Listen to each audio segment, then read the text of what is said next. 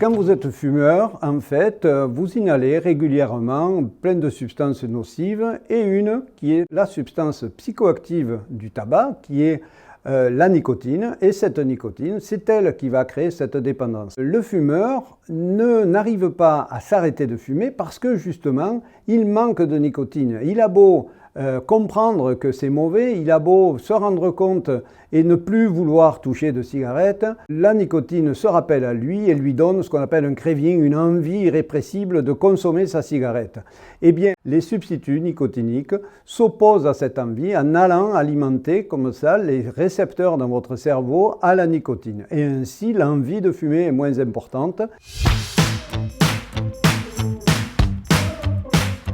Il y en a pratiquement pour tous les goûts. Il y a plusieurs moyens d'amener de la nicotine dans votre cerveau. Il y a bien sûr les patchs, tout le monde les connaît, mais il y a aussi des gommes, des pastilles à mâcher, des pastilles à sucer.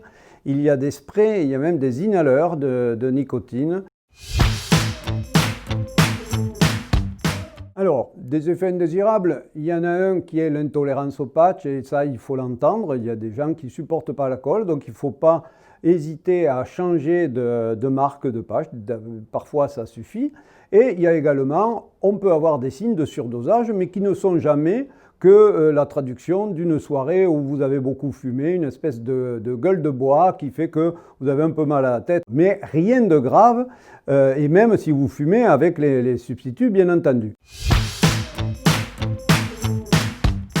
Eh bien, le bon dosage, c'est celui qui ne vous donne aucun effet secondaire et qui vous arrête l'envie de fumer. Donc, il ne faut pas hésiter à majorer les posologies jusqu'à obtenir cet équilibre parfait qui vous permet de ne plus avoir envie de fumer et donc de ne plus fumer. Eh bien, peu de gens le savent, mais il y a 5 professionnels de santé qui peuvent prescrire les substituts nicotiniques. Bien sûr, les médecins, ça tout le monde le sait, les infirmières aussi, mais il y a aussi les sages-femmes. Et c'est très important car la substitution nicotinique est totalement indiquée pendant la grossesse et vaut mieux que quelques cigarettes comme on a trop, hélas, l'habitude de l'entendre. Mais ce n'est pas tout. Les kinésithérapeutes peuvent également prescrire et les dentistes même, qui sont en première ligne pour voir tous les ravages bucco-dentaires dus au tabac. Alors, ça, c'est une bonne nouvelle. Depuis octobre 2019, ça ne vous coûtera rien si vous êtes assujetti à la sécurité sociale et si vous avez une mutuelle.